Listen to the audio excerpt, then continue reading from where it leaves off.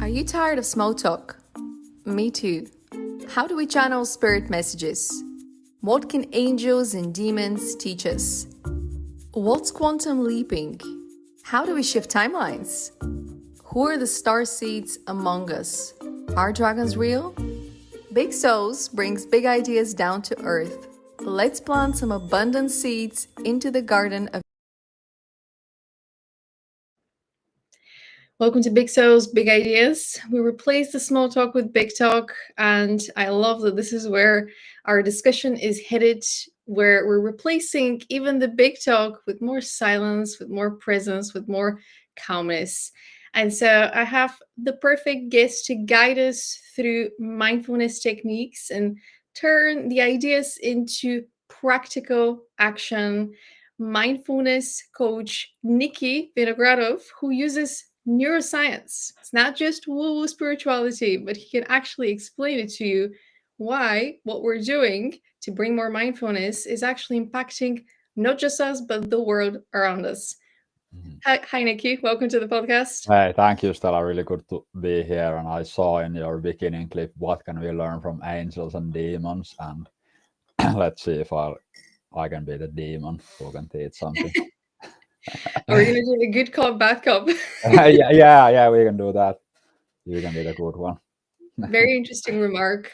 What would you say angels and demons can teach us about mindfulness? Really good one. Whether one believes in angels and demons, or at least let's say metaphorically, that if we talk about angels, probably they can teach us to be more accepting, owning of our power, of our light, of our goodness, of our greatness, of our potential, because to potentially, to our surprise, we are a lot better at owning our darkness. Kind of, we don't really own it, but we are a lot better at um, celebrating the not the best in us than we are at celebrating what is truly great in us.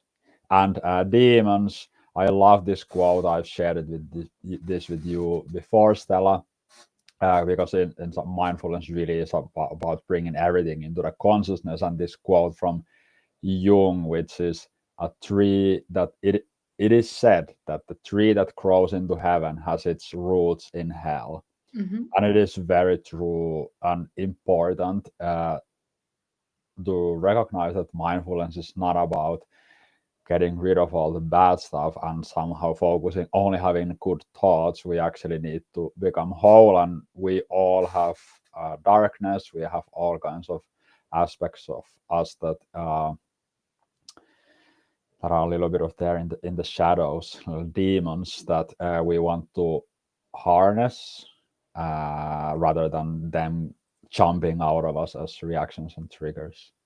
And we each have something to forgive ourselves that we're Mhm. avoiding. And this is where the work happens because Mm. we're the ones judging ourselves harshly.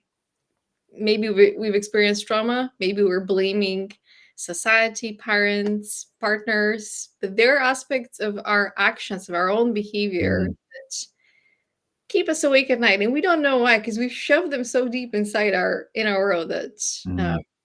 maybe mindfulness can help with, which is one of the, I suppose, deeper powers of mindfulness, that it unlocks dormant memories or potential that was Mhm. lost, or the key to that forgiveness. But Yes. before we go into the depths, what would you say is mindfulness going to help us, or how can mindfulness help us to bring that calmness into our inner world? Because as Mm. you know, we live in a world that is highly on. It's always on. We've been Mhm. conditioned to always be on, and with social media, with all the entertainment, we have a reason to be on. Our friends Mhm. need us, celebrities need us, the government need us, so we need to be always on. But when we bring that calmness within, suddenly we can be more of service, and also we can Mhm. participate from a more expanded awareness as to how we can Mhm. contribute. Yes. So, is the question is kind of how would you put the question? Give us a little bit of a shortcut, I suppose, a Yeah. technique that we can use to be mindful when Yes. things I, get overwhelming. yes. So maybe first is so important, useful to understand what is calmness, because when most of the time when people talk about calmness, actually what they're talking about relief, relief from emotions we don't want to experience. And the idea often people have, or let's say the technique people use, is that I'll get rid of these thoughts. I'll really try too hard to change something in the external world, or I try to not look at something, Mhm. or I just like this emotion is arising, I'll do something else so I don't have to experience it. And then I can be calm. This is really, really common and important to recognize that that if we imagine that to be a technique, that I'll be calm when when I get rid of things that disturb me, we are literally declaring a war with ourselves.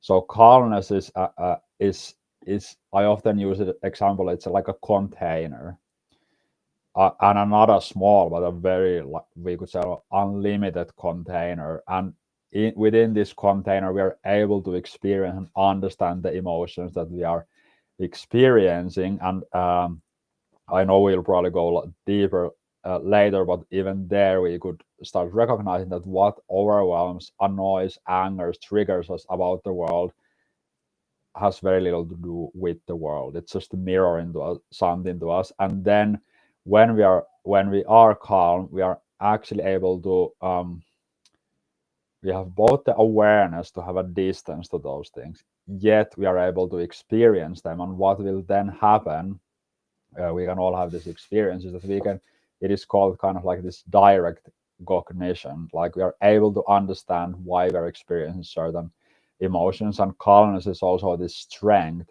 to decide how we want to deal with it instead of reacting to it. And still not answering the questions about technique, so I'm kind of keeping it very simple. Everybody knows this, that we have our breath, we have our body all the time with us. And from neuroscience perspective, it is extremely powerful and effective to focus on being centered and relaxing our body and focus on our breathing, because there's a part of the brain right around here, left side of the frontal lobe, that communicates and sends message to our threat detection system, essentially informing it either that our breath is the breath is shallow, muscles are tense, there must be danger, and now we are getting more in this mode that we are attacking or trying to get rid of external, internal threats, because we really can perceive our own thoughts and emotions as threats to attack. However, this physiological thing can be really, let's say, controlled or worked with other way around. So when we start breathing in and when we start softening our body, just becoming aware of our body, which is not a mental process, because just like how do you move your hand, cannot, I don't know how to explain it, I'm just moving it. A And reflex. yeah, and now the information going to the threat detection system, to amygdala, is muscles are relaxed, breathing is deeper, we must be safe, and we can feel safe regardless if uh, we are overwhelmed or stressed. And I will finish with this part, that this is extremely simple. Everybody can understand this. Everybody can do this, and there's no need to look for more like some really complicated, tricky stuff. However, what makes this difficult is when we are stressed, overwhelmed about the world, when we feel all those like, man, I don't want to experience these things. I want to be calm. Um, our body, and especially our reptile and mammal brain, are considering that we are in a state of physical threat. So when we decide to breathe deeper and to relax our body, our threat detection system will go into high alert. What are you doing? You can't relax, you can't close your eyes, you can't breathe deep because we are in a danger, we need to move. And if we can practice getting past that barrier, our brain will start recognizing that actually this is this is the way to deal with this situation. We can start recognizing that if I can stay with this really uncomfortable state without trying to solve it, if I can stay with it for 20 seconds, I will become calm. And then our brain starts noticing, oh, yeah, we've been here before. We felt really stressed. We were really thinking we cannot relax, but we did relax and actually were able to see the situation differently and to actually act differently. So it's very simple and we all can use it. Breathe in. Love this. Yeah.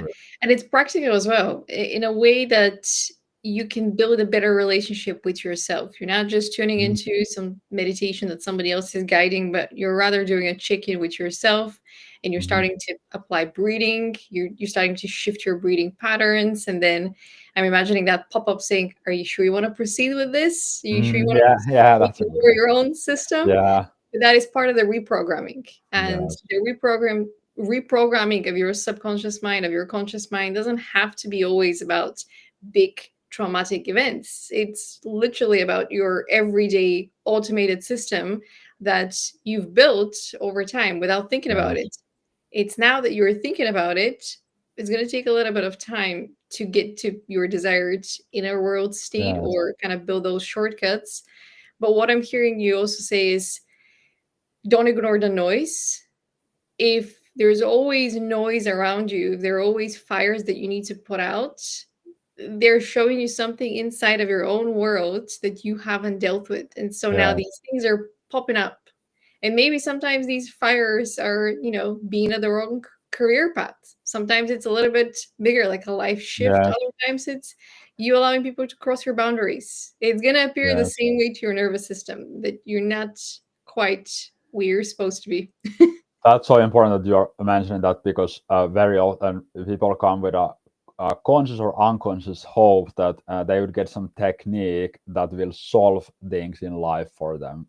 It's just actually some level, yes, but really it makes us a person who can actually, exactly like you said, like understand things and work with the things. Because if we, for example, have tendency, we work in the, let's say, corporate world, and we are all the time overworking and we are getting to burnout, and we think that that's because of my stupid boss doesn't understand me and they give me too much work. And the reality is that, well, I don't have the courage to actually tell to my boss that, look, this is the work I can handle, I'm not gonna take that. And that thing, through mindfulness, yes, we can probably have the more courage and ability to Mhm. have that conversation. However, even if we meditate 10 hours a day, uh, that situation is not going to disappear. So and I would say all our emotions and yes, emotions especially, not always thoughts, but most of our emotions do have a really clear message to us. Like all emotions, even shame and guilt and anxiety have their very clear purpose. It is they become problematic when we go into war with them, Mhm. and not many people would say that they go to war with their emotions, but I would say pretty much everyone does it until they don't. Because what's the most common request that I get, or question? How do I get rid of this emotion? How do I get rid of this? And there is like, wait a minute, why would, like, why would how are you perceiving yourself and your emotions if you think you need to get rid of it? And that's often an interesting question, and the answer often is, well, I feel really small and I feel like these are external things that will just derail me.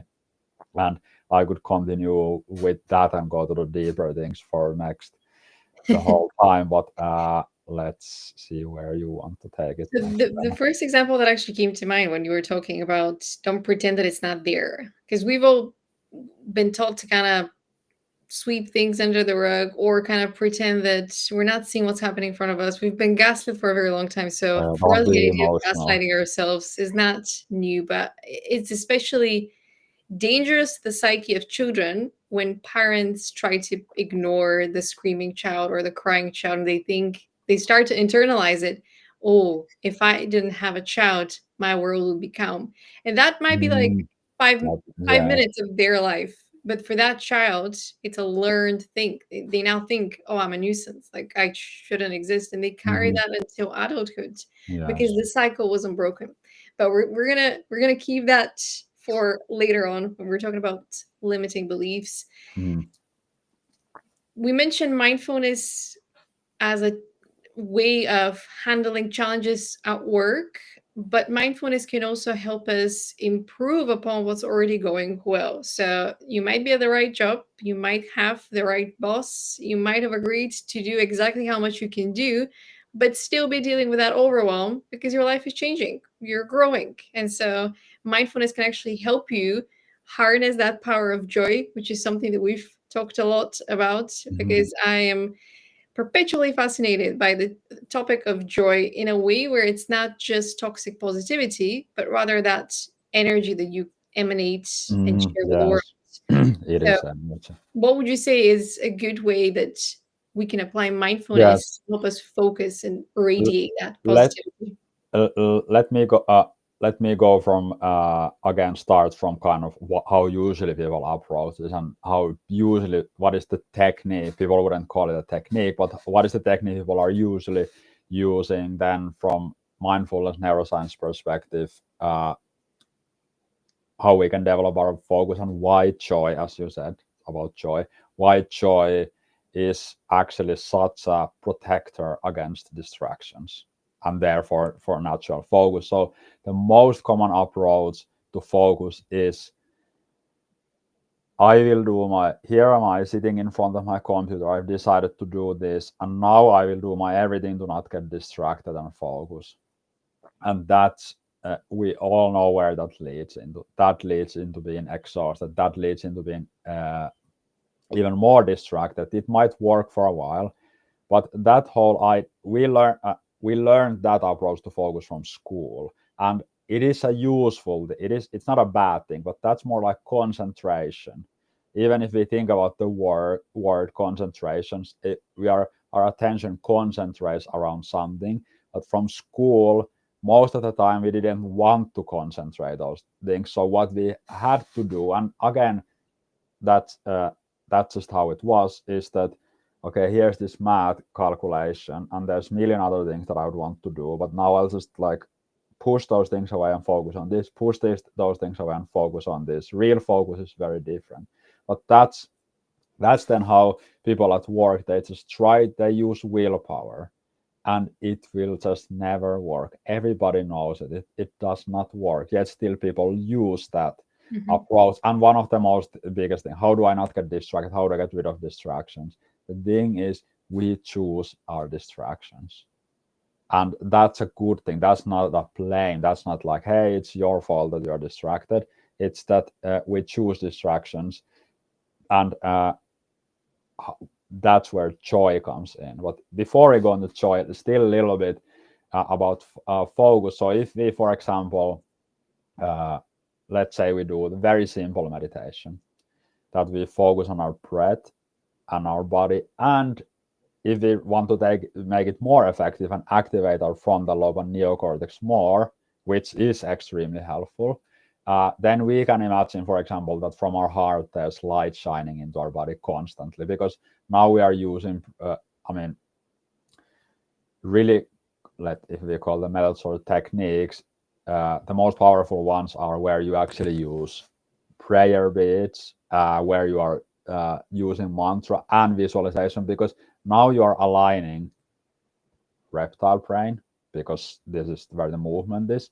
Now you are, when you're saying mantra, you are activating the mammal brain, because that's uh, uh, when we are listening to other people, that's where we are listening from. And then we are visualizing, so we are activating our frontal lobe, and now they're aligning. Aligning means that they start to work together instead of like reptile brain wants the XYZ thing for the body, and the mammal brain is thinking about what is she thinking about me, while the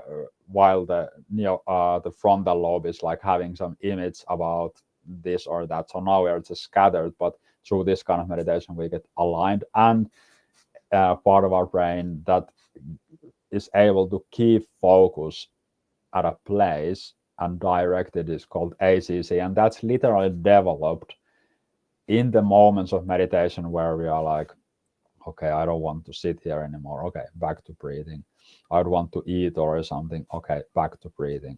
I really like this. So boring. Okay, back to breathing, because then we are really developing that muscle where we pull ourselves back, and then let's come to joy, because that's actually really amazing foundation for focus. Because just like you said, joy is actually energy, and if we feel some level this curiosity and this is interesting, and we this warmth, and it's almost like bubbling out of us, then how, or how would I put it, what would make us, how could then like looking into our phone be interesting to us if we feel that way? How would a snack, like some unhealthy snack that we don't want to eat, how would that feel interesting to us if we feel this joy inside?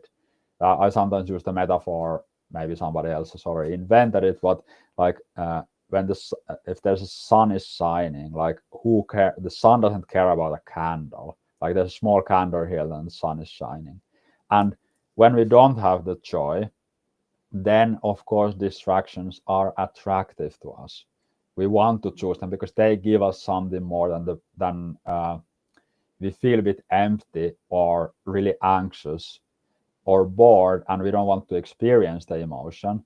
Well, we are offered 100 ways out of the emotion, and that's why we choose distraction. Nothing can distract us. Again, this everybody knows this.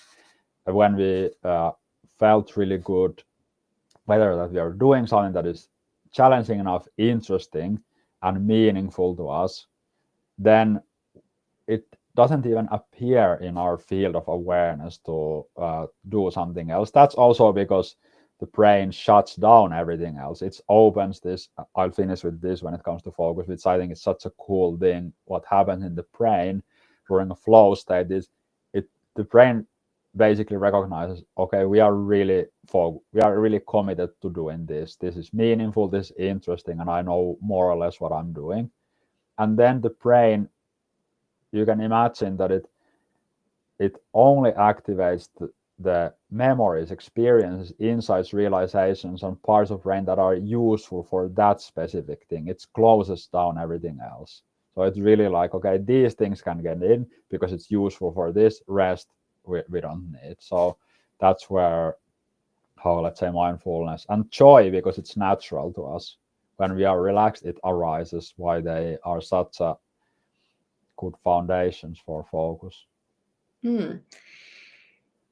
Once again, I think we can blame society, though. We can point a finger to society and say, you made us, this way, because we spent a lot of years in school, and then that's it took us to university and then the workplaces where we were kind of guided to listen to what others who had more authority, more power, more experience had to tell us about how to live versus what came naturally or what our unique needs were. One thing that comes to mind is that neurodivergent people, especially people with ADHD, they have so many ideas, but they're just tuned into that frequency of what would take me to the flow state the fastest. So they're like, I want to work on this project and I work on that project. So they know the way to joy.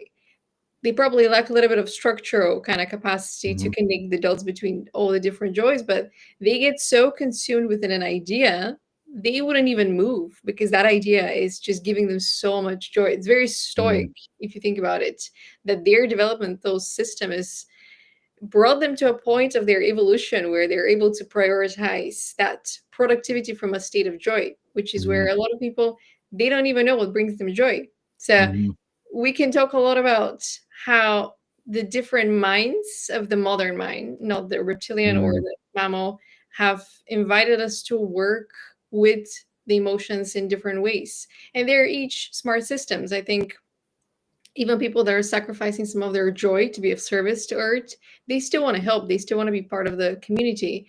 But they don't, quite possibly, they don't realize that sacrificing their dreams, sacrificing their goals while looking for productivity techniques or mindful techniques for focus, the two are going to clash at some point. You cannot go against yourself and Yes. then and the mindfulness aspect of focus, at least to me, is when you get to that zone of flow or of joy, is you are replenished through the work. Yes. You become Exactly. that battery, and that Yes. battery is continuously being recharged the more you Yes. are present. But people that cannot get there, they think, if I grab that Red Bull, I'm gonna power up. The battery goes up 10%. If I grab Mm, that Kit Kat or something sweet, another 10%. But what they don't realize is that these artificial 10% is gonna cost you 50% for much longer once mm, that sugar yes. wears off, or whatever And the, you know. just to say to what you were saying, that I'm actually today probably I already wrote half of the post, which is about that. No matter if we meditate 2 hours a day, uh, no matter how much we develop our ability to focus, it's still not enough for focus, because there's two really important factors, which is uh, why am I doing this? What we are focused on needs to be meaningful, which is works both ways, inside, outside. And what I mean by that, again, there's the ACC. Part of the people don't need to remember what it's under a singular cortex, but I'm only saying it because I think it is really amazing that there exists a part of the brain that is tracking two things. It's tracking, is this what I'm doing actually important and aligned with my values? And do not use values just as a vague word. It's literally, what do we consider to be truly important? And family is not a value, it's a system where value can be expressed, Mhm. but it's important to say it, because if family was a value, then no matter what kind of family we had, we would be just experiencing it as meaningful. But for example, when people are asked, well, what is it that you would want to experience in family, people might say connection and growth and love. So those are values. And so when we have done enough work internally and recognized, okay, for me, it's really important to be curious and joyful and graceful and grateful. Well, what would I create from those values? How would I approach my work from there? And now the ACC is looking, okay, we are acting from actually being, this is what alignment means. And then, well, the thing that we are doing still needs to really, or at least mentally for us, be aligned with those values. And if it is not, imagine that the ACC is responsible for, if we use this kind of metaphor, that water needs to flow into the ocean through, and the ACC aligns the pipes and lets the water flow. If we are just, let's say we are just chasing money, and that comes from, because then people will, then I'll be high status, and then people will like finally love me, we will very likely burn out, because the part of the brain is like, nope, this is actually not what is important to you, and what you are now doing just doesn't match with what is actually internally important to you.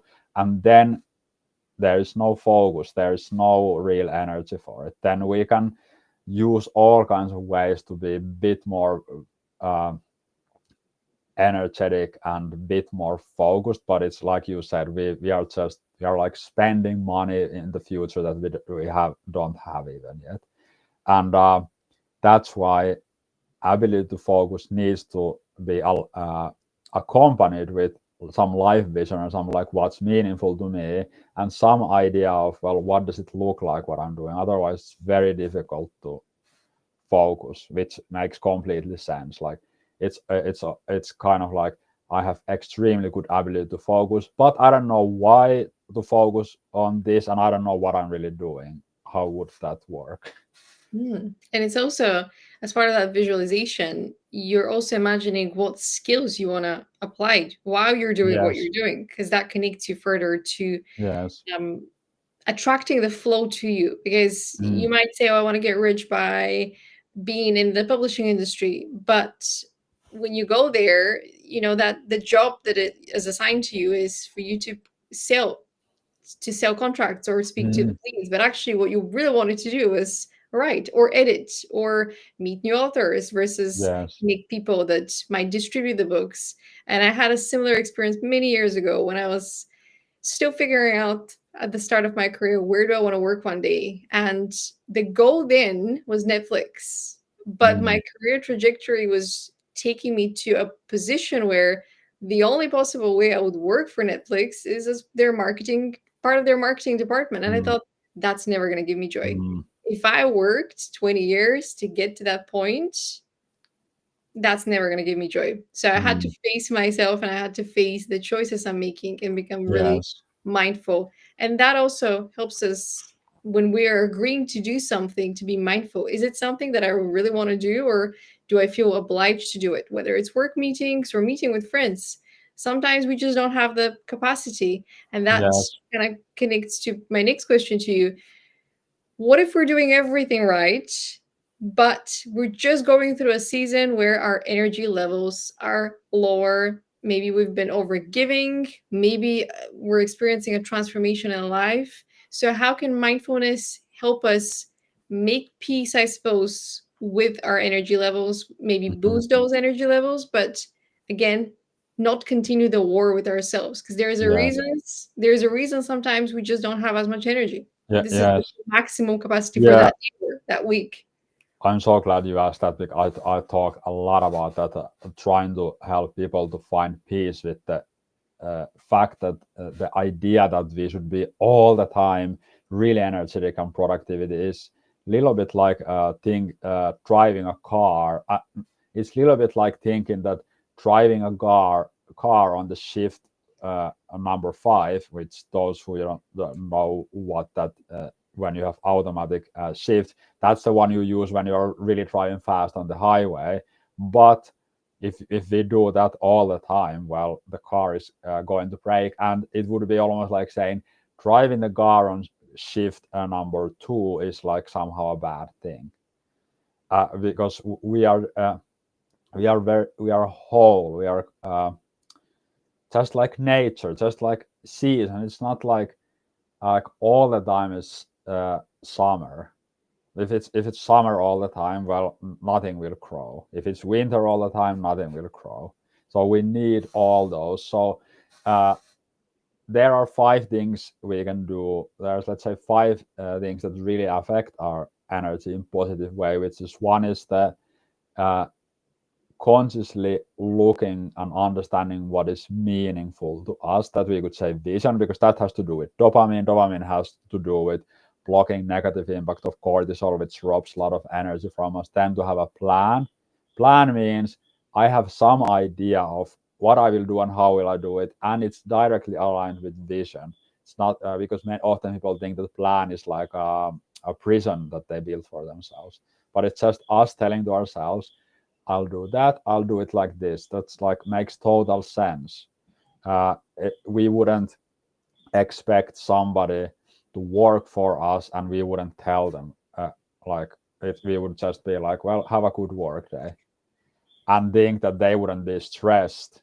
So, plan is clarity, and that helps us to have less uncertainty, less stress, and therefore more energy. And then there are just how do we, of course, there's the physical things, sleep, drinking water, which I always want to mention this when people get too much of 10xing this and too much like more productive, that 73% of adults are chronically dehydrated, considering that drinking water is really easy, and our brain needs water and our body needs water to function optimally. It's kind of uh, humbling to realize that maybe one really big thing that I would give me 10-20% more energy is if I drink water, the amount that is needed. And then there is of course meditation. There's you can do different breathing techniques that really gets enough oxygen into your brain and energizes you. And so there's many ways to boost it. I still want to focus on what you mentioned about realizing and like this. It's a complete myth that we could focus for 8 hours a day without it costing us a lot the next days or next week, because the idea, a little bit similar as our school system, is I don't think it's evil. It's just stuck in Mindless. industrial. It's mindless. It's stuck in like 100 years in time. Just like our idea that we can actually do effective, focused, productive work for 8 hours a day comes from factory work, where it is true. It is true that if I pull this lever and push this here, I can do that easily for 8 hours. Like I don't mean just me, but we It's the can do it. manual work. Yeah. You Yes, don't manual. think. We can, and that really makes sense. If I do it for 8 hours versus 4 hours, I'll be more productive. However, in modern day, I would say people who are listening to us, most people are, what are they doing at their work? They are talking with other people, which means they're processing emotions, they're processing a lot of social things, they're problem solving through thinking, they're coming up with things, they're being creative. And if you can do that for 4 hours a day, you are doing really well. I personally I keep it at 6 hours. That's I know that if I do more than that, it's this completely pretentious productivity where yes, I might be in front of my computer, but nothing really gets done. So I just learned that okay, see, I can be 6 hours really effective, and then I can have slow mornings, and I can have all these other things I can do in my life, which is like to your point, to be in peace with maybe I don't need to be productive 24/7. And one would go in deeper. Why am I even thinking that? Why is everything about productivity? Of course, it comes down to what we have kind of learned, that what is a valuable human being. And there was one other thing I wanted to say about is that, for example, in US, averagely, the adults work 42.5 hours a week, from which 11 hours is productive. And that's again the whole, like there you are sitting 8 hours, you don't take a break. When you get home, you're thinking and worried about work, and yet during the day about 2 hours is actually effective. So it's not only like some kind of a like let me try to come in peace with this, that I'm not all the time energetic. It's more like it is like that. We are we don't need to, we are not built to be in high energy state all the time. Yeah. And some of the ideas that are kind of the big ideas, they don't arrive because you've spent 40 hours in the week. They arrive when you No. spend 40 minutes for a walk and you're like, Yeah, oh, finally, yes, I did it. yes. And it's I very I promise then you can continue with one sentence. There's this really interesting study that interviewed 100 most let's say successful CEOs, and they spent 50 to 70. They credited their success that 50 to 70% of their time they spent dreaming or just thinking about things. Makes sense. makes sense to you, especially because you do a lot of visualizations and you Mm, know the power of the transformation that happens even when you do 30 minutes of visualization. yes. And imagine if we did that as teams, the things Mm, that we're going to yeah. unlock it. And again, I'm reading a book which is very timely about experiments done in the 70s, in the 80s, and secret facilities, sometimes governmental projects, sometimes privately funded projects in the US. But they talk about that. They talk about that exploration of the consciousness, and Mm, it's been done in the 70s. So they already know that it's powerful. And yes. so, why hasn't that work traveled all the way to family systems or the education systems or the Mm, workplaces? It is beyond me. But I suppose there is there's a little bit of danger if you get lost in the inner world, just a little bit, because you start to Mm. avoid the external world. Yes. But one keyword that you mentioned when you were talking about boosting that energy and managing your energy, the first thing you mentioned was being aligned with your values, what's important to you. And the second thing that you mentioned was having a plan. Mm. Most people are scared to lose control of their life Mm. by going off script. So they stick to Mm. that plan, even if that plan doesn't feel right anymore, Right. because they're scared to admit they've gone clueless or something Mm. has shifted. They've transformed, they've leveled up, they've progressed with their career. The plan has changed, but they're not ready just yet to let go Yeah. of the plan. So, yeah, it's part of our protective mechanism, self-defense mechanism. We want to Yeah. have the clarity that Yeah. everything's going to be okay. Yes. So we build that plan at the beginning of the year.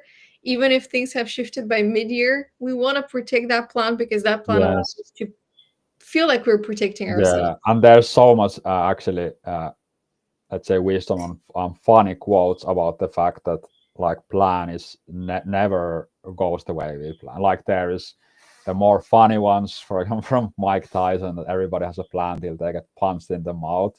Or there's the military one, which is the plan never survives the first contact with enemy. Then there's the man makes plan and God laughs. Hmm. And then there is the more metaphorical, which is the map is not the terrain. They're all saying the same thing, is that, Yeah. and I would say it's really important. Okay, that's where I want to go, and looks like this is how I might get there. And then to your point, to be open that okay, my idea was to drive with a car, but here is actually a river, and I don't know how to swim, and I don't have a boat. So Exactly. do I Hmm. now be here like, God damn it, why isn't there a bridge, or there must be other, or do I accept that, okay, well, I will now spend some time learning to swim, or I will build a boat. To be open to the that there that even within a day, even within an hour, think it would be quite even very unlikely that things would go exactly the way we plan, because we don't even know how we will feel 1 hour from now. We can still be stable regardless how we feel, but at the same time we don't really know what we will be feeling 1 hour from now. Hmm. And there's the you mentioned a lot of people like to be in that driver's seat and be on the highway, so high Mm. speed. But if you've ever gone to places like Italy, where there are a lot Mm. of small streets and a lot Yeah. of canals, I dare you to do it. You're Yeah. not gonna be able to. Like you're gonna do half an hour, and then you're gonna become as angry as the Italians and Yeah. say, okay, I get it. I need to walk. Mm. This is, Yeah. but that's part of the journey because Italy is a great example of a country where you walk and there's so much beauty around you. There's so much to experience. The Mm. cuisine tastes amazing. So it's an experience for your senses, for all of your Yeah. senses. It's not just productivity. And it Yes. also has to do with connections, connecting with people, connecting with Yes. ancestors, connecting with the history that's in the places where you're living. Just because you're located in a super modern office that was built 5 years ago doesn't mean that there aren't buildings around you and places of cultural importance, historical importance. Yes. And I believe nothing is random. So wherever we Mm. are in the world, there is something for us to discover that connects to our purpose, our mission, if we want to connect everything from a more Yes, physical definitely. perspective. If we look close enough, we always realize, oh, I can see why I'm. Especially if there is something that is recurring in our life, whether it's relationship or in the environment or the thoughts we are having or things. If it's recurring, it's Mhm. and we would and I've been in that, of course, many times where I'm like, oh, if I could just change this or like move there or get rid of this, then things would be fine. Or I know that every time I have that thought, I know that okay, there's something about this that is actually I really need to look into, because it is me. Yeah. It is happening in me. It's my thing. I can move to a different country. I will 100% have it there also. But that pattern is still going to be with you. Yeah. Just the way Yes. you address it. Yes. Yeah. Well, hopefully our listeners take a break and honor their boundaries and are more mindful about their needs so that they don't need to take a break when it's too late and they need Mm. to book an appointment that's, whether with a Yeah. therapist or with a doctor, because we usually wait until the breaking point to be like, I need to take care of myself, because you Yes. are the source. We're thinking about all of these techniques to boost our energy, to clear the way for more focus, but remember that you are the source, and so your well-being is the foundation. Yeah. And for our episode and our conversation with you, Niki, I've actually added a fourth big question Mhm. here, where mindfulness allows us to access the depths of our conscious and subconscious Mhm. mind and the unconscious mind, where things have been stored in our psyche from childhood. Whether Mhm. these are repressed memories or memories that we didn't even think were recorded, because we didn't think that we had memories from childhood, but we Mhm. know that we do. And these early life memories helped us build our belief system. So when we have limiting beliefs now as adults, they can be traced back to childhood. Yes. What would be your advice when it comes to applying mindfulness techniques to break free from the limiting Yes. beliefs, Yes. knowing that some of the sessions, I suppose, we do, whether ourselves or with a professional, might, uh, you know, bring some painful memories or Yes. surprise us Yes. or shock us? Yes, that's what I really and I of course work a lot with this with clients because I've never met a person, including myself, who doesn't have one, two, or more limiting beliefs. And what is a limiting belief? I'll give an example, and this is a very common one. And limiting beliefs often are, we believe them to be true. That's why they are limiting. We really experience the thoughts and patterns and ways of behavior as, of course, I behave like this way. And the example would be, for example, if I will take care of everybody else's needs, and if I make sure that everybody else around me is all the time happy, then I'll be fine. Mm. Of course, people don't say it like that. How people tell the story to themselves, because that's the coping. That's actually the coping mechanism underneath, and underneath that is the limiting belief. So the coping mechanism, for example, and we will go into how, even from brain's perspective, why these actually can be changed and dissolved and replaced. But let's say the coping mechanism is, I will say yes to everything that I would want to say no to. If I see that other people are feeling uh, some unpleasant emotions, I'll do my everything to make them happy because I'm so powerful. And then I will not say or do anything that would make other people feel unpleasant. And this is not now, if listeners, for sure, at least one listener has this. This is very common. It's not that there's something wrong in the person. It's just that in the childhood, there was a dynamic with the parents where if I'm funny, I'll be told to shut up. If uh, mom and dad won't yell at me if I just behave exactly the way they want, and my emotions don't really matter. I'm here to manage the emotions of my parents. And what happens in the amygdala is this really becomes hardwired. It still can be unwired to a degree. It becomes hardwired. Uh, Now I don't mean triggering us getting triggered, but it's what it means is amygdala is extremely effective.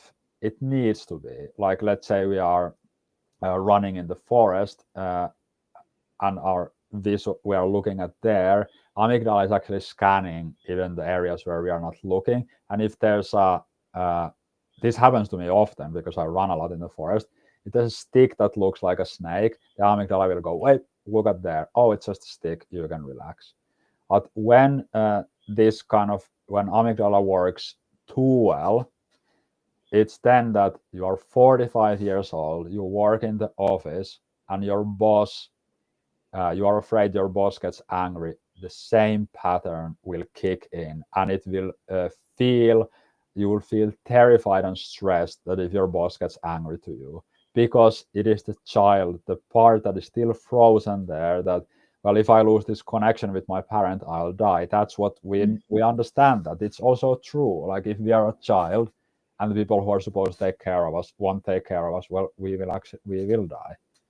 And so why I'm saying this is to understand, okay, this is not my personality trait or a flaw. It's just this was my coping mechanism. And then under the coping mechanism, so this is the behavior and the coping mechanism and the story also that goes along with it. I am so nice, and I care so much about other people.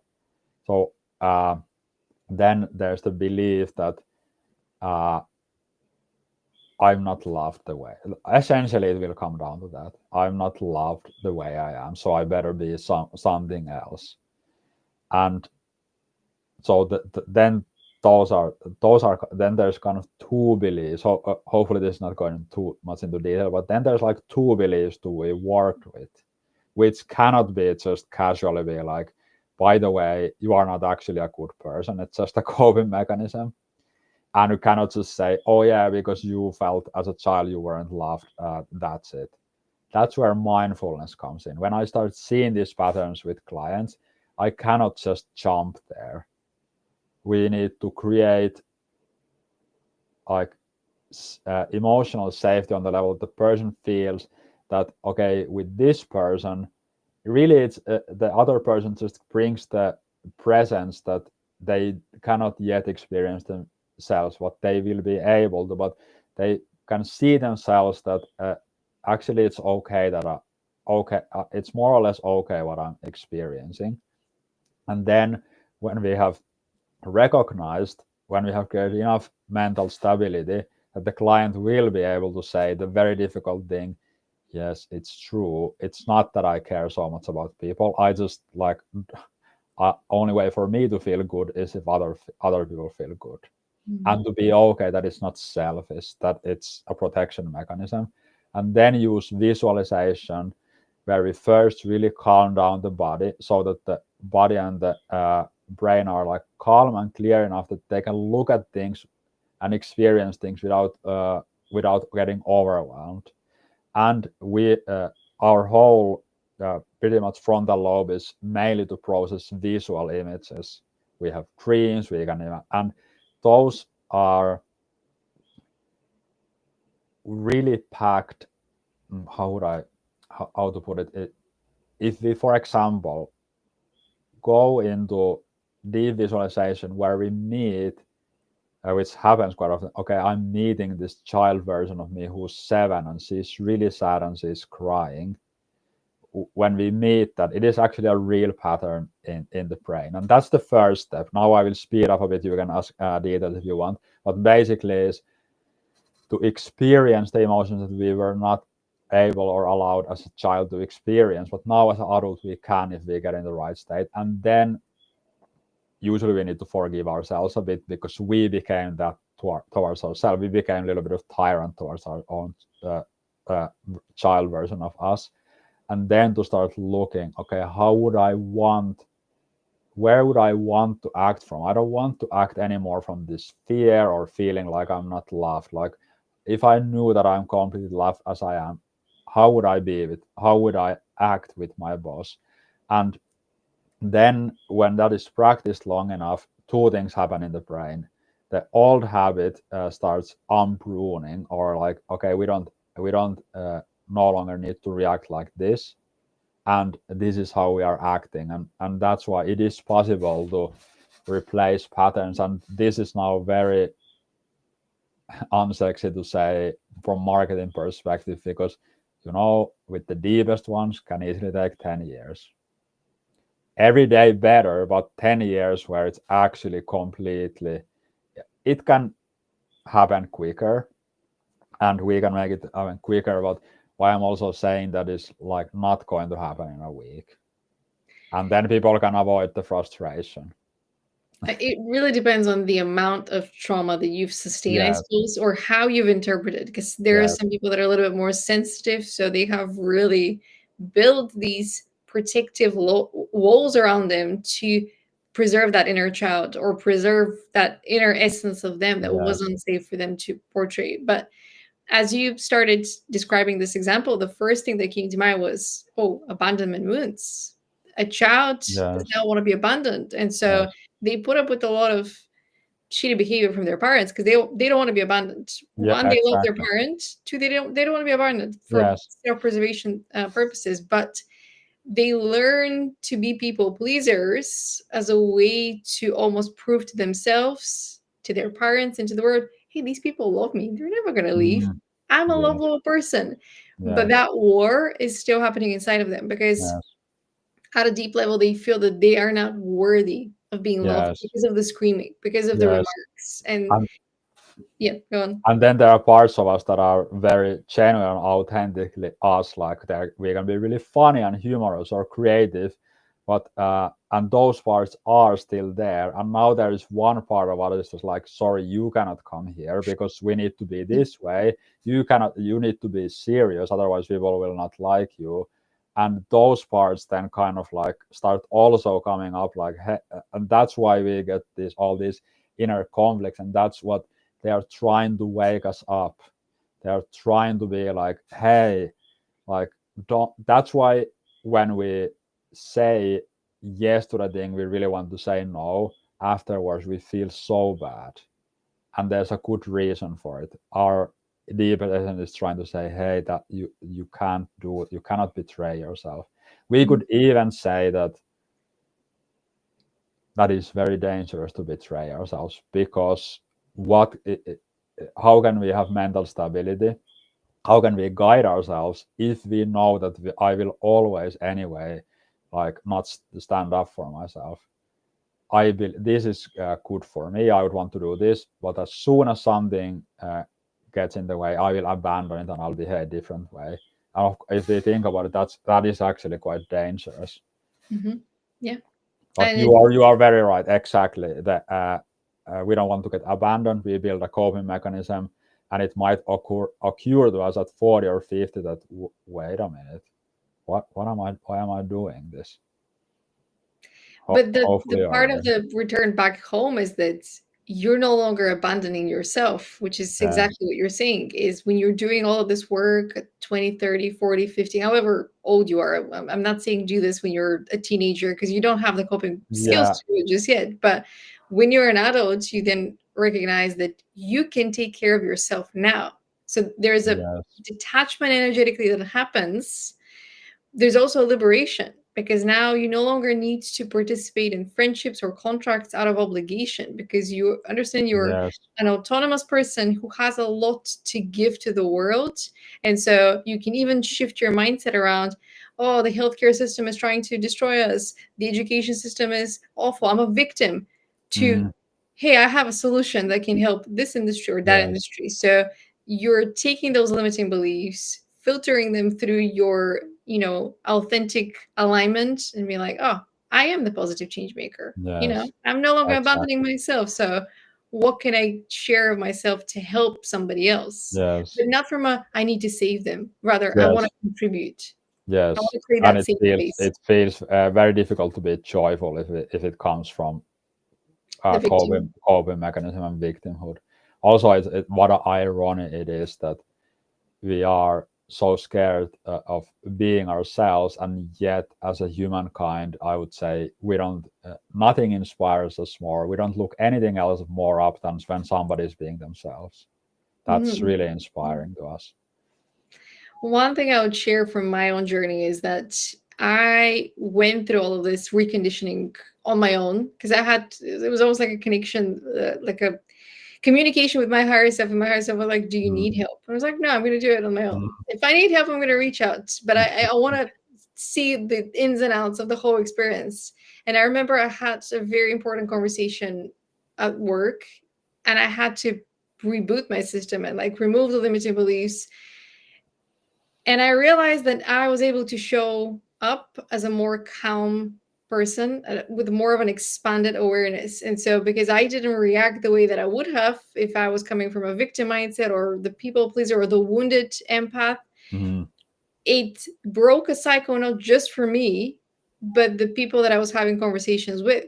Because if yes. I was the quiet shout that got screamed at, this was my pattern. And so I broke that pattern, not just with family dynamics or friendship dynamics, but work dynamics.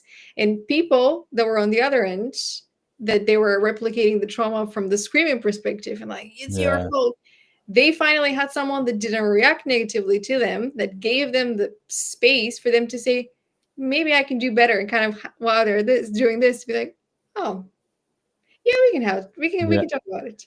Yes. So when you're scared about approaching your boss, or when you have that trigger with your boss in particular, it's a great opportunity for your growth, to inspire growth in them. And that Yes. can be one of your greatest contributions. Yes. It is just if we remove our own triggers and shadow reactions, it's a huge gift to the world. And I remember when I started, for example, noticing that at work there are some people who everybody talks about. Oh yeah, like good luck having meeting with her. Like she's always really angry and upset.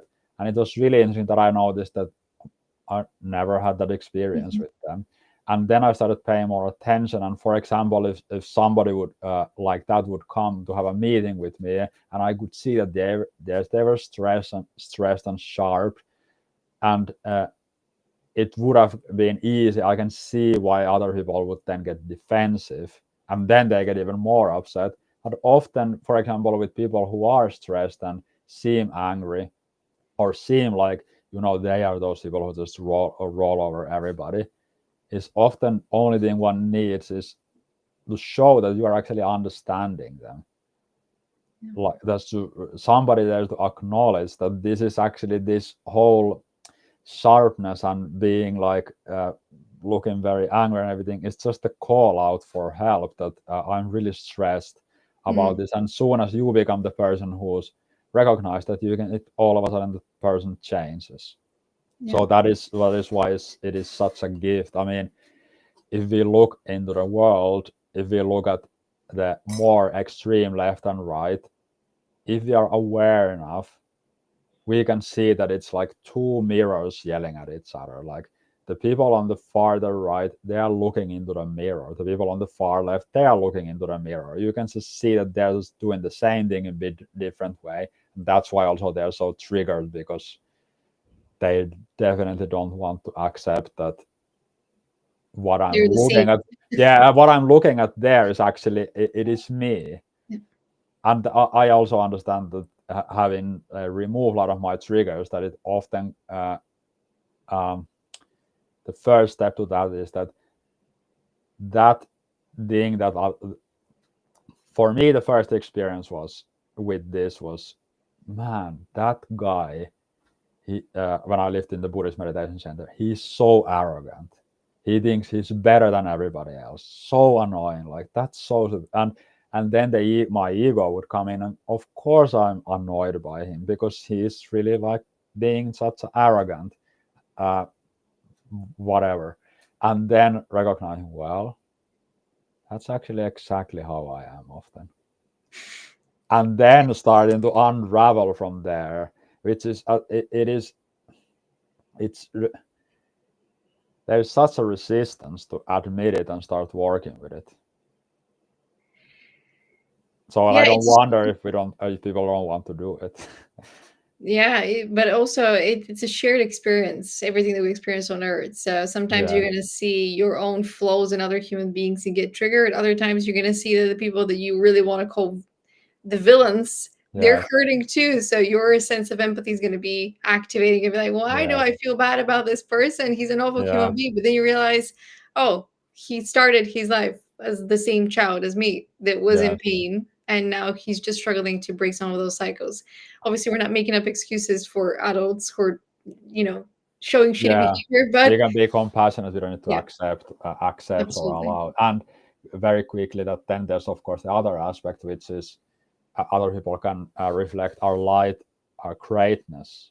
If we go to the theme of angel, can reflect the angel part of us, which is very interesting. That seems to be for people more difficult to uh, accept. Like sometimes if people are like, Niki, you are so inspiring in this. I always ask what are they seeing, and then like helping to see that only the reason you are seeing it is because you have it, and Mhm. for some reason at the moment you are projecting on me, but it's really in you.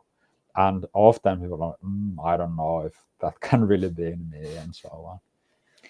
Once again, I'm seeing that child that doesn't want to be abandoned. So that child started to play roles in order for Mm, them to get their way. So when somebody approaches them from that lens of, but you have a good heart, but you have this talent, but mm, they automatically think, oh, that person must be playing me. That person must be playing mm, a role because they want something from me so that I mm, don't abandon them. It's a very twisted way, mm. but that's how we survive. That's how we survive. Yes, That's why yes. there's so much narcissism and so much And stress. it's A so lot of mind important to games. exactly to understand that all of those, no matter how clumsy, how much they appear as self-sabotage, no matter how much some of our behaviors seem harmful, when we look at it, it's always uh, it's a coping mechanism, it's a protection, it's an attempt to get something that we are just not able to get. But it's really, for example, I personally think that why it's uh, harmful for people to have this idea of that the self there is this self-sabotager in me that I need to get rid of. It's like, no, it's actually your protector. Mhm. 100%. It's just like that part is just unconsciously looking that you are going to crash into the wall, so I'm going to do everything that you don't crash there. And that's what the self-sabotaging part is, for example, almost always trying to do. And then we need to bring it into conscious mind. But if we don't, well, then we are in war with the part of us that is trying to protect us. And it's okay to give ourselves permission to grow. I know we're running after I, our I, appointed I time. have time. It's whatever. It's good I for just you. have one final question for you, which might give people some clarity. What blocks people from experiencing the benefits of mindfulness? And I know we've covered some of those benefits, such as they don't want to believe Yeah. they can actually be better human beings, or the wounds inside of them are playing these mind games with them. So they're playing mind games with their own psyche. Hmm. And other times they're just listening to the wrong people. Perhaps you, I mean, you as the mindfulness expert, you might have experienced you might have witnessed teachers that are not, or coaches that are not as mindful as they think they are. Hmm. So, what blocks people from experiencing benefits of mindfulness? Two things come first to mind. Most common that I see, most common ones that I see, and this is already since I lived in Buddhist meditation center and taught meditation there, and all the experiences since that. The most common one is, Niki, I still have so many thoughts when I meditate. I've already meditated for 3 days, and I still have so many thoughts. That's the first one. Basically, as it might sound funny, but it's so common with this idea that, first of all, I so many unnecessary and limiting expectations is, for example, I shouldn't have thought, like, and what's wrong with thoughts, what's wrong with emotions. So not going into with this idea that if I meditate, then I will be experiencing this feeling and I will not be experiencing these feelings. That's first, it makes people frustrated and quit and focus on the wrong things. uh, Second, which is so typical in the West, which is, I will meditate, so I'll be more focused, so I'll be more productive. It's like the productivity that's hijacks, and this way, meditation or mindfulness becomes another performance. I'm not really good at meditating. What do you mean? Like, what do you mean? Like, what does it mean to be a good meditator? Because sometimes people say, you are probably a really good meditator. Oh, like, what do you think's What do you happening? imagine? Yeah. Well, when you don't have any thoughts. I prefer to have thoughts, and nothing wrong with them. So those two, and then I often use the example about the latter one is using meditation to be calm and focused. It's a little bit like eating soup with a fork. Like, yeah, you'll get some taste, but you don't really get to experience what you are, because that's what we start through mindfulness experience, that there's this very spacious, joyful and compassionate natural presence in us that is able to really remain spacious, open and stable no matter what is kind of happening inside the awareness. And I know, of course, it's very biased, but it's very useful if we have a teacher or mentor, because we have teachers and mentors. No, none of us would think I will learn read or write without ever engaging with anything, without ever asking anything about it. I'll just somehow learn to read and write, or I will learn marketing, or I will learn like whatever skills we are thinking. Like for all things, for all skills. I wouldn't say meditation necessarily skill, but we need some guidance. And then what could be more complex and subtle, as in our conversation has kind of become apparent, what could be more complex than the consciousness, the mind itself, our inner life. And we can if we have a mentor or guide, we can really, that person will help us to maneuver our own inner life. They will not tell us, just like I don't tell my client. To some clients I'm coach, and some clients I'm teacher. It depends what they're going for. I'll never tell them like what to do. What these very subtle things, like just this week I got a message from my client. I never meditated this long. I had like this 90-minute meditation, and I feel really dizzy and I have a headache. And then I said, okay, you were very likely you were trying to focus too hard. So you were probably squeezing your eyes and your head. And then I asked more questions, and she said, yeah, I was probably so much trying to get rid of distractions. And then go, wait. So help her to understand that there's a very big difference between focus and getting rid of distractions. Other one is a battle. Other ones is simply breathing. What's for dinner? Breathing. That person said that. Breathing. Now I'm thinking. Breathing. Instead of like, let me get rid of all these thoughts. So what blocks people, and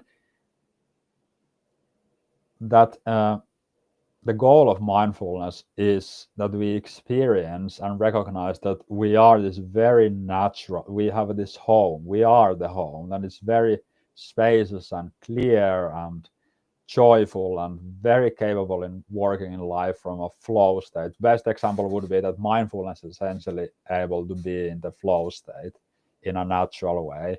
So going into mindfulness with not really knowing what it is, try to perform, try to make it another achievement, trying to escape emotions and thoughts. That's what blocks people from experiencing this, like, wow, I can actually feel this way. This, and I would say nothing feels more home than that experience of being ourselves. That's like the coziest feeling we can have. I'd say mindfulness is quite literally about allowing yourself to just be who you are. Yes. So if you're coming from a lens of wanting to impress somebody else, that's corrupted intentions. So you're not going to get to do that, because mindfulness is about your connection with you to begin with. So if you're not trying to reestablish or focus and strengthen that connection with yourself, how do you expect to strengthen that connection with the rest of the world? Yes. And also the expectations that you mentioned.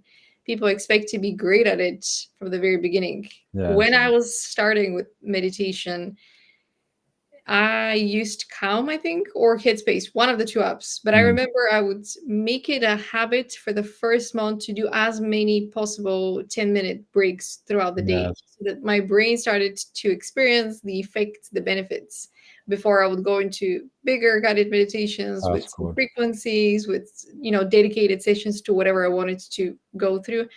And even now, to me, mindfulness isn't entirely about the meditating. It's about being aware and being able to appreciate life in all of its aspects. Because when I'm going through a trigger, an episode, I'm like, oh my God, there's a lesson here. Yay. Yes, and You're that's not celebrating one. the pain, but you're saying, finally, I understand why I'm going through a suffering right now, or Yes. why I went through that. So you're Yes. taking ownership of your own life. Yes. And like you said, we could say meditation is the laboratory, and the gym, the mental gym part of mindfulness. And of course, when we go to gym or laboratory, we want to come there with strength and insights that we can then, when we are talking with people, that we are mindful there. How am I speaking? How am I perceiving this? What are the reactions that I actually rather not? Like I'm not going to react from that. I'm aware that I'm getting defensive. I'm walking on the street. Wow, what a tree! All the different things, and I'm aware that that I'm really angry. I'm getting really annoyed super easily. Oh, it's probably I haven't eaten, and those things were stressful, but we are still not we are not spilling it into the world. So all that is mindfulness, from meditation to bringing the awareness into literally to everything. And you made a great comparison to meditation being kind of like the gym for your mind, for your whole being. There are actual studies that show that half of the people that go to the gym don't go to the gym for their health or well-being. They go to meet people, they go to pick up dates, they go to Yeah, impress others, they go to film content. So yeah, it's all kinds of motivations. And so yes, whatever you show up for, that's what you're going to get. yeah, So if you're yes, showing up for yourself, you're going to see the benefits from, yes, you know, exactly. it's going to blow your mind in a If way. you show up to get rid of your thoughts, you are going to be exactly in that. You'll be in the battle with your thoughts. But I think essentially you said it so well. It is essentially it's about recognizing, knowing, understanding who we are as a human, and we are changing. The world is changing. It is, I would say, only through our experience that we start recognizing even the very practical things, like, okay, for me at this stage in my life and the way I'm living, I can work like 6 hours a day, and I need to have breaks, and otherwise Yeah. I will not have energy. And that's only comes from observing and getting to know it. So we cannot know it before we can see it. And then on the more spiritual side is to recognizing like what we are. Which, and I don't mean that as like I'm a coach or I'm a this or that, but really like what is the essential question from spiritual side is like what is what is this thing that is present and aware. Hmm. And we're not going down the rabbit hole of, oh, am I an alien? Am I the alien? But yeah, our consciousness is not here, and there's a reason for it. Our bodies are here. We can take of our bodies, but through that awareness of spending time with our bodies, we're also getting closer to the spirit, to the consciousness. And one of the facts that blew my mind was that the natural order of thoughts is entropy. It's chaos. Mm, That yes, is the natural order of, yeah, the mind. So you're trying to go against nature. You're not yes, going to be able to reverse the flow of thoughts. So might as well learn to dance with them and kind of yeah, learn what is serving and what isn't, because some of those yes, thoughts are also how your intuition is helping you, yeah, giving you exactly. ideas through the flow. And exactly that it's to be able to be mindful enough to like what kind of dance am I having with this, and sometimes I'm not okay, I'm not going to even dance with that, because in Mhm. some way it's a uh, this video I saw on YouTube from I used to like I was curious about Joe Dispenza. I think he probably does really good work. But there was this one video of his person who was on his course. He was 60-year-old man, and the man was a little bit in tears. He said, "I had the greatest and the most painful realization of my life.